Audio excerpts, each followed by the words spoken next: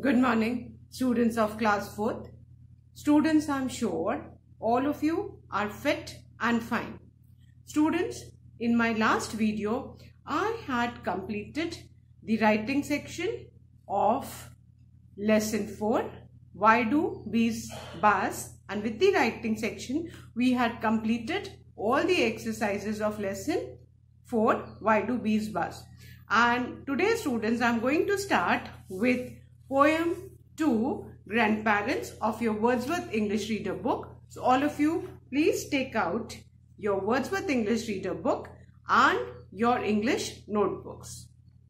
Students, please take out your Wordsworth English Reader book, turn the page to page number 35, as I am going to start with Poem 2, Grandparents. Students, please take out your English notebook and your Wordsworth English Reader book. Turn the page to page number 35, Poem 2, Grandparents. Now, students, most of us have grandparents, and grandparents are indeed very special to us, and they are also very special for us. है ना? Grandparents, they love you the most and you also love them, isn't it? And grandparents hold a very special place in our hearts. We cannot imagine our life without the love and affection of grandparents. Now, at times we have any problems or we want to hear stories, whom do we go to? We go to our grandparents because they are always there to lend their shoulders. Whenever we need them, grandparents are always there for us, to listen to us, to protect us and to guide us. So, we love spending time with grandparents, isn't it? And this particular poem on page number 35 is about grandparents only. So, let's start with the word meanings of this poem first. All of you take out your notebooks. Give the heading Poem 2, write the date, grandparents, and the poet of this poem is anonymous. Anonymous means we don't know who has written this poem, where we don't know the identity of the person and we don't know who has written this poem. So there you write anonymous. So we simply write grandparents because we are not aware about the poet who has composed this poem. Now, first of all, let's start with the word meanings of this poem. Students, the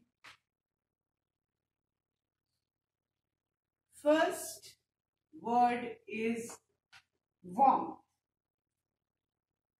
W-A-R-M-T-H.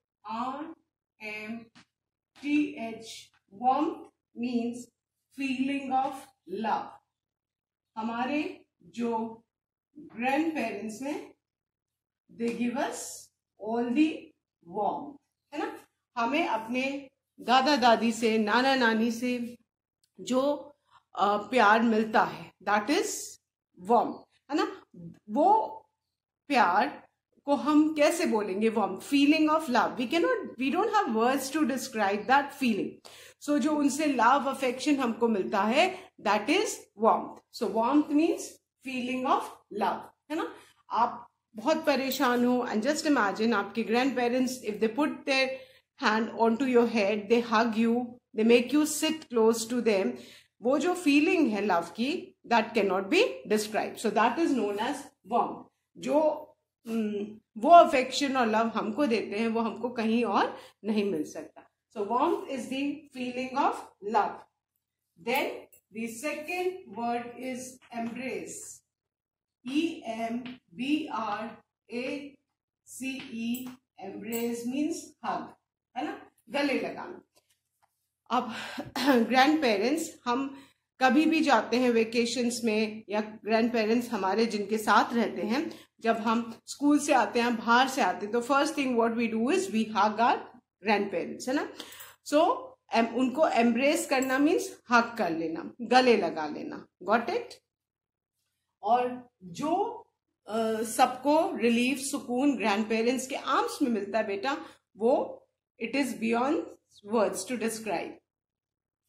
Then the third word is storehouse.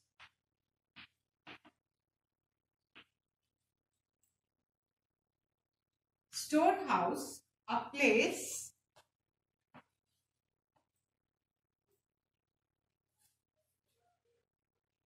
where we keep things to use when needed.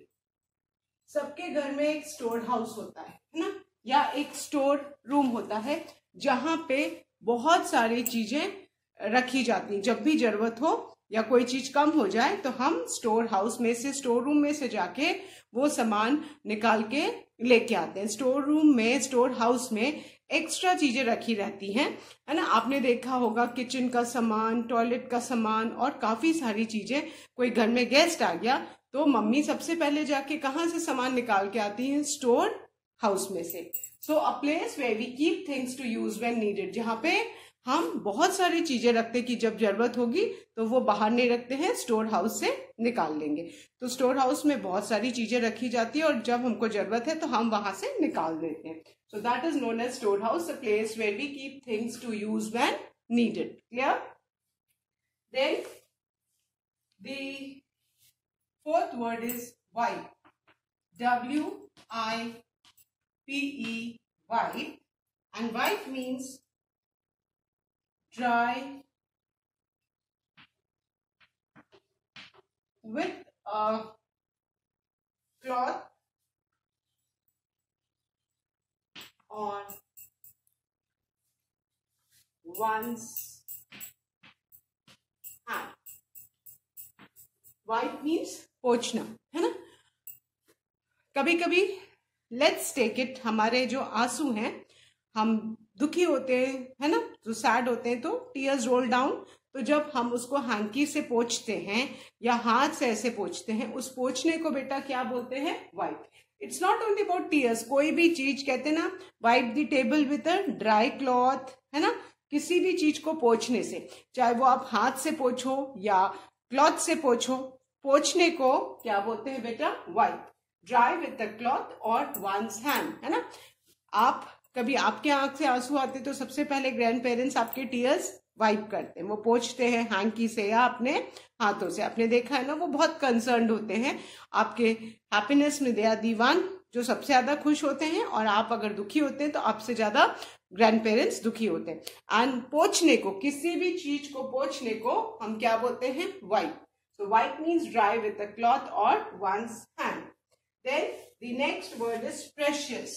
Precious means valuable, जिसकी बहुत ज्यादा value हो, of great value, जिसकी हमारे लिए बहुत ज्यादा कीमत हो, उसको हम क्या बोलते हैं? precious. So precious means of great value. Precious, of great value. Then the sixth word is moments, जिसको हिंदी में हम पल बोलते हैं। A short period of time. A short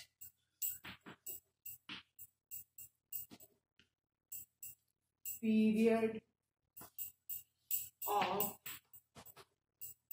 time. Moments, बहुत थोड़ा समय, है ना। कहते हैं ना, जो मोमेंट्स हमारे ग्रैंड पेरेंट्स के साथ हैं वो हमारे लिए बहुत स्पेशल हैं। So a short period of time is known as moments. Moments, a short period of time.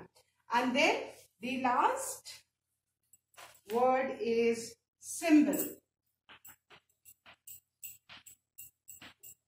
And the meaning of symbol is something that stands for another thing. Something that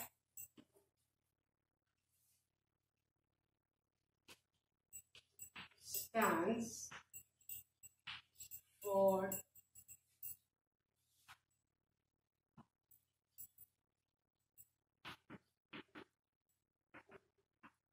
another thing.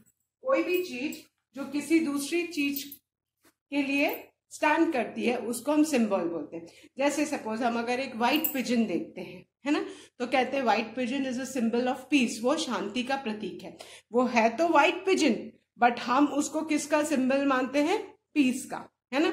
जैसे green colour कहीं देखते हैं तो कहते हैं it's the symbol of prosperity, है ना. सो कोई चीज जिसको हम किसी दूसरी चीज के मतलब के लिए स्टैंड करती है उसको हम क्या बोलते हैं? सिंबल. ठीक है. सो got it. So symbol something that stands for another thing. Clear? So these are the 7 word meanings of poem to grandparents. Let's revise them. The first word, children, is warmth, and warmth means feeling of love. Warmth, feeling of love. Then the second word is embrace, and embrace means hug, गले लगा लेना, है ना. warmth जब हमको grandparents hug करते हैं तो हम वी फील वेरी वार्मथ. वो जब उनके बाहों में हमको एक बहुत अफेक्शन और लव वाली फीलिंग होती है उसको हम क्या कहेंगे बेटा? Warmth. So warm, feeling of love, embrace करना, हग करना मीन्स गले लगा लेना. Then the third word is store house. Store house, a place where we keep things to use when needed. Store house घर का वो रूम जिसमें हम बहुत सारी चीजें स्टोर करते हैं कि जब हमको जरूरत पड़ेगी तो हम स्टोर हाउस में से निकाल लेंगे. As and when needed we can take our things from the store room. आपने देखा होगा मम्मी घर में भी एक स्टोर रूम में बहुत सारा किचन का, टॉयलेट का बहुत सारा सामान रखती हैं कि जब खत्म हो जाती है कोई चीज तो she immediately goes to the store room and take out the things, because every time it is not possible to go to the market and get the things. तो मंथ में एक बार मम्मी शॉपिंग करके आती हैं और वो extra कुछ सामान लेके आती हैं and she keeps that extra things in the store room कि जब खत्म हो जाएगा या when we need it we'll go and bring it from the store room. So storehouse, a place where we keep things to use when needed. Then the fourth word is wipe. Wipe means पोंछना. Dry with a cloth on one's hand. Dry with a cloth on one's hand, है ना. कोई भी चीज अगर हम पोंछते हैं या तो हाथ से पोंछते हैं या किसी कपड़े से पोंछते हैं. So that is known as wipe. Then the fifth word is precious. Precious means of great value. जिसकी बहुत ज्यादा वैल्यू हो उसको हम क्या बोलते हैं? Precious. Then the sixth word is moments. Moments means a short period of time. बहुत थोड़ा period time का. Then the last word is symbol. Symbol means something that stands for another thing. कोई एक चीज जो दूसरे चीज के लिए stand करती है, मतलब दिखाओ उस चीज को तो आपको तो अरे ये तो उसका सिंबल है ना, अरे इसका मतलब तो ये होता है, तो that is symbol. Fine. Okay, so these were the word meaning students. I am sure all of you must have written the 7 word meanings in your notebook. Now after the word meanings please write the poem to grand parents also in the notebook. Now I am going to recite the poem for you and explain the meaning also. So please turn to page number 35, poem to grandparents. Now listen to me as I recite this poem. Now, if you look at page 35, you can see there are 3 stanzas in the poem. मैंने आपको क्या समझाया था? Lesson में paragraphs होते हैं and pome में stanzas होते हैं. जैसे यहाँ पे how many stanzas are there in poem to grand parents? 1, 2, 3. So now I'm going to read the poem for you and explain. So you need to keep in mind that how many stanzas are there in poem 2. So the answer is there are 3 stanzas in poem to grandparents. Few can bring the warmth we can find in their embrace. Love and care is needed to bring a smile on their face. They are a storehouse of stories and they have time to wipe our tears. They make us laugh and smile and grow precious through the years. I believe that God sent his grandparents as a present from above to share the moments of our life as a symbol of God's love. Once again, I'll recite this beautiful poem for you. Few can bring the warmth we can find in their embrace. Love and care is needed to bring a smile on their face. They are a storehouse of stories, and they have time to wipe our tears. They make us laugh and smile and grow precious through the years. I believe that God sent us grandparents as a present from above to share the moments of our life as a symbol of God's love. So students, now I've recited the poem for you. Now I'm going to explain the meaning of the poem. So the first stanza. Few can bring the warmth we can find in their embrace. Now, अब बेटा, आप सबको पता है कि आज के time में हार्डली किसी के लिए टाइम है. Everybody is busy. और बहुत कम, few means very little, very few कहते हैं ना, बहुत कम ऐसे लोग होते हैं जिनके पास हमें feeling of love, we can feel that feeling of love, है ना, we can find in their embrace. और जिनकी बाहों में, जिनके पास हमको वो वार्मथ की फीलिंग, वो लव एंड अफेक्शन की फीलिंग मिलती है. Love and care is needed to bring a smile on their face. और ये जो लव की फीलिंग है, ये जो वार्मथ की फीलिंग है, ये जो हमें अपने दादा दादी या नाना नानी के साथ मिलती है, तो ये हमें, ये वाली फीलिंग हमें कहीं और नहीं मिल सकती, है ना. हम कितने भी फ्रेंड्स बना ले, कुछ भी करें, बट जो दादा दादी या नाना नानी का प्यार है वो तो हमें कोई भी नहीं दे सकता, है ना. बट हम सब जानते हैं कि हमारे ग्रैंड पेरेंट्स ओल्ड हैं, है ना. हम लोग अभी छोटे हैं, यंग हैं, बट हमारे ग्रैंड पेरेंट्स ओल्ड हैं. सो अभी ग्रैंड पेरेंट्स आपकी कितनी देखभाल करते हैं और आपको छोटे से लेके बड़ा करने में, देखने में, प्यार करने में. Now they have become old, so उन्हें किसकी जरूरत है? उन्हें आपकी लव की एंड केयर की बहुत जरूरत है. कई बच्चे, आपने नोटिस किया होगा, ग्रैंड पेरेंट्स बुलाते रहते हैं कि give me a glass of water, या बेटा मेरा ये काम कर दो, बट हम अभी नहीं करेंगे, बाद में करेंगे, है ना. We don't listen to our grand parents. तो वो बहुत हर्ट होंगे. अब बिकॉज वो ओल्ड हो गए हैं तो उनको हमारे बहुत लव एंड केयर की जरूरत है. बिकॉज अब वो इतने एक्टिव तो है नहीं. आप देखते हो ना ग्रैंड पेरेंट्स को उठने में, चलने में, and they take time to do their work. They are not that active. So उनको अभी आपके लव एंड केयर की बहुत ज्यादा बेटा जरूरत है. और अगर आप उनको बहुत लव करोगे, उनका ध्यान रखोगे, तो उससे क्या होगा? They will be very happy. And when they will be happy, you can always see a smile on their face. You can see in picture 1 how the small child, he is helping his grandfather, है ना. You are seeing he is giving him a glass of water with all respect, है ना.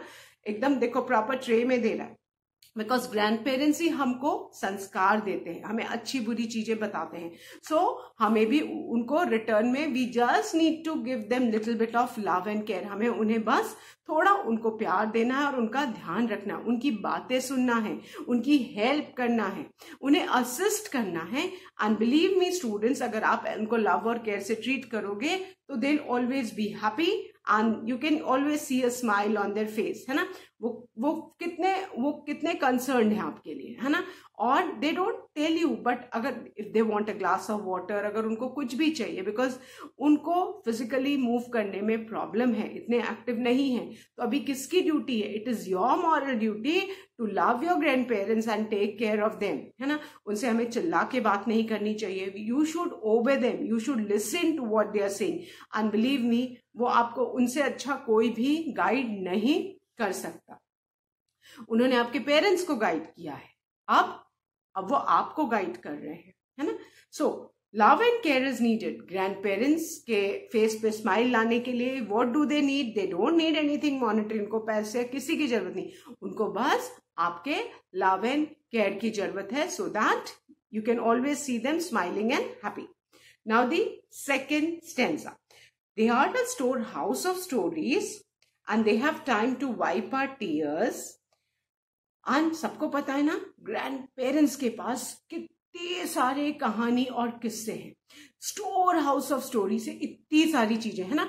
उनके पास आपके parents की बचपन की stories हैं, है ना.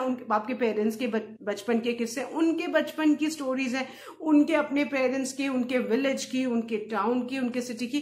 They have got a story है ना, उनके पास हर किसी एक चीज के लिए कहानी और किस्से हैं। एंड आई एम श्योर आप सबको अपने ग्रैंड पेरेंट्स से स्टोरीज सुनना बहुत अच्छा लगता है, स्पेशली नाइट टाइम में।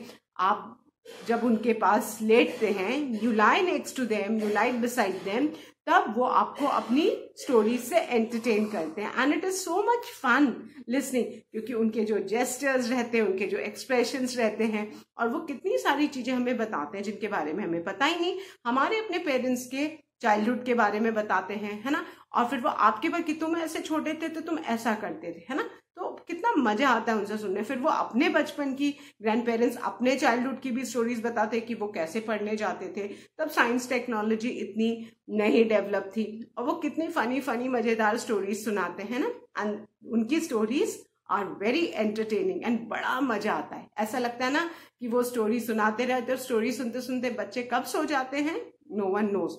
सो grand parents are a store house of stories. उनके पास जैसे स्टोर रूम में आपका सब सामान रखा रहता है, वैसे उनके पास इतनी स्टोरीज है उनके स्टोर हाउस में कि जब भी आप बोलोगे कि हमको कहानी सुनना है, तो वो आपको एक नई कहानी सुनाएंगे and you will be entertain and they have time to wipe our tears. अब कितनी बार क्या होता है, बच्चों के पास अपनी प्रॉब्लम्स होती है, और कभी कभी बच्चे किसी चीज को लेके बहुत परेशान होते हैं, उदास हो जाते हैं, दे स्टार्ट क्राइंग। मम्मी को घर का काम करना होता है, मम्मी कितनी बार टाइम नहीं दे पाती हैं, है ना, मम्मी वर्किंग है, मम्मी को घर का काम है, mummy is got lot of things to do, है ना। फादर जो है वो बिजी है। तो कभी कभी बच्चे को जो अपनी प्रॉब्लम से दुख है, वो सारे बच्चे किससे सबसे ज्यादा शेयर करते हैं, अपने ग्रैंड पेरेंट्स के। क्योंकि ग्रैंड पेरेंट्स कितने भी बिजी हो, कुछ भी कर रहे हो, लेकिन अगर वो अपने ग्रैंड चाइल्ड को परेशान देखेंगे या कुछ प्रॉब्लम में देखेंगे, तो वो सारा काम छोड़ के उसके पास आ जाएंगे एंड प्रॉब्लम सुनेंगे। अगर बच्चा रो रहा है तो सबसे पहले आपने देखा है दादी या नानी, वो अपनी साड़ी से या दुपट्टे से आपके आंसू पोंछेंगी ना, आपको पसीना आ जाएगा तो वो बॉदर भी नहीं करेंगी कि उनके कपड़े गंदे हो रहे हैं, वो उसी कपड़े से आपका मुंह पोंछेंगी, आंसू पोंछेंगी, and she'll hug you and she'll embrace you. ऐसे ही दादाजी के साथ भी वो तुरंत सब काम छोड़ के, अगर आप परेशान हो, आप रो रहे हो, तो वो आपके आंसू पोंछेंगे, आपको आपकी बातें, आपकी प्रॉब्लम बैठ के सुनेंगे, and they are always there for a solution and ready to help. कितनी भी देर हो जाए, कुछ भी हो जाए, कितने भी बिजी हो गए, बट ग्रैंड पेरेंट्स हमेशा अपने ग्रैंड चिल्ड्रन के लिए they are always ready to help. They make us laugh and smile. और कितने भी परेशान हो, तुरंत दादा दादी, नाना नानी, किसी के पास एक तुरंत सोल्यूशन निकलता है, and within minutes we are smiling back again. ये सारी प्रॉब्लम तो हमारे ग्रैंड पेरेंट्स ने हमारी सॉल्व कर दी। और they assure you, they comfort you, और वो कंफर्ट, वो अश्योरेंस हमको कहीं नहीं मिलता जो हमारे ग्रैंड पेरेंट्स हमको देते हैं। And grow precious through the years. और जैसे जैसे इयर्स आप बड़े होते हो, आपके ग्रैंड पेरेंट्स आपके लिए precious, they become very valuable. क्योंकि हमें पता है अगर कुछ भी होगा तो हमारे grand parents are always there at our back to shoulder us. So वो बहुत प्रेशियस है, हम सोच भी नहीं सकते हैं हमारी लाइफ उनके बिना। आप जिन बच्चों के ग्रैंड पेरेंट्स उनके साथ नहीं रहते हैं, कहीं विलेज में या कहीं दूसरे टाउन या सिटी में रहते हैं, they just wait, grand parents wait करते रहते कि कब हमारे ग्रैंड चिल्ड्रन आएंगे, और ग्रैंड चिल्ड्रन वेट करते रहते कि कब हम अपने ग्रैंड पेरेंट्स के पास जाएंगे। क्योंकि सबको सब कुछ बताना होता है कि ये हुआ वो हुआ। जितने टाइम आप नहीं मिलते हो, उतने सारे टाइम की चीजें आप अक्यूमुलेट करके और जाते हो, बताते हो कि ऐसा हुआ। और कितने बार तो अभी तो we have got mobile phones, we have got phones, सबके पास फोन है, तो फोन पे जब तक दादा दादी या नाना नानी को सारी बात नहीं बता दें, तब तक तो वो सेटिस्फैक्शन मिलता ही नहीं है। सो grand parents over the years they grow very precious, वो दे आर वैल्यूएबल। हम सोच ही नहीं सकते कि अरे ये बात तुमने अपने बताई नहीं ग्रैंड पेरेंट्स को, है ना। तो तुरंत कुछ भी होता है, आप सबसे पहले फोन करके बता रहे हो कि आपके मार्क्स अच्छे आए, आपके मार्क्स कम आए, आपको कोई गिफ्ट मिला, आपका बर्थडे आने वाला है। तो ये सारी चीजें आप किससे शेयर करते हो, अपने ग्रैंड पेरेंट्स से। And they, over the years, they become very valuable. We cannot imagine our life without our grandparents. Then the third stanza. I believe that God sent us grandparents as our present from above. और जो grandparents हैं, ये God ने हमें क्यों दिया है? God ने हमारे present यहाँ पे गिफ्ट है ना। आपका बर्थडे होता है, आपको बहुत सारे प्रेजेंट्स मिलते हैं, गिफ्ट्स मिलते हैं, है ना। तो ग्रैंड पेरेंट्स जो है गॉड का गिफ्ट है हमारे लिए। गॉड ने अपनी तरफ से जो गिफ्ट हमें दिया है वो क्या है गिफ्ट? ग्रैंड पेरेंट्स, है ना। To share the moments of our life as a symbol of God's love. अब गॉड तो हमारे संग हमेशा फिजिकली तो नहीं प्रेजेंट हो सकता है, तो गॉड ने अपना लव किस में भर दिया है? ग्रैंड पेरेंट्स में।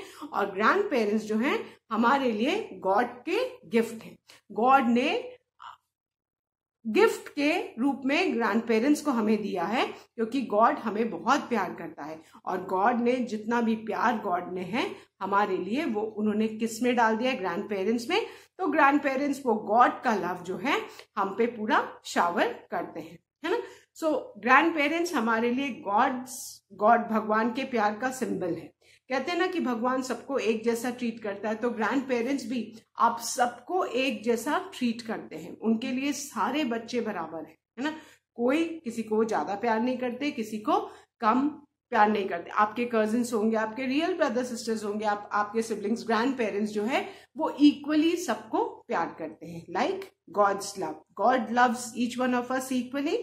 सेम वे गॉड ने अपना सारा प्यार, है ना, ग्रैंड पेरेंट्स को दे दिया है कि जाओ ये प्यार अब बच्चों को दे दो। सो ग्रैंड पेरेंट्स है वो सिंबल है किसका बेटा?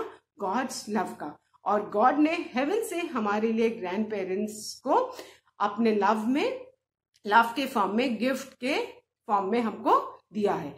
Grand parents are a symbol of God's love. जैसे जितना प्यार हमको गॉड करता है उतना ही प्यार हमको ग्रैंड पेरेंट्स करते हैं। और गॉड ने ग्रैंड पेरेंट्स को भेजा है हमारे लिए as a symbol of his love. Fine. So this is the meaning of the poem grand parents. And I am sure अभी ये पोम का मीनिंग सुनते सुनते सारे बच्चे जिनके पास उनके ग्रैंड पेरेंट्स हैं, आई एम श्योर अब वो सब they will try their level best to take care and love their grandparents. Why? Because अगर आप उनको love करोगे, अपने grandparents को उनका ध्यान रखोगे, they will always be happy and you can always see a smile on their face. Clear? So जितना प्यार grandparents आपको करते हैं हम उसके बदले में उनका थोड़ा तो ध्यान रख सकते हैं ना। एंड वी शुड एंश्योर कि अब ग्रैंड पेरेंट्स ओल्ड हो गए, हमें उनके संग रूडली नहीं बिहेव करना चाहिए। We should be very polite with them. और वो कुछ भी कहते हैं इमीडिएटली हमें सब काम छोड़ के उनकी हेल्प करना चाहिए, because they have become old. क्योंकि आप ये सोचो, आप अगर कुछ मांगते हो, आप कुछ कहते हो, आप अपनी दादी से, नानी से कुछ भी बनाने को बोलते हो, वो सब काम छोड़ के पहले आपके लिए शिलमे का यमी डिलिशियस डिश, है ना, और दादी और नानी के हाथ का खाना, दैट इज तो एक्सीलेंट।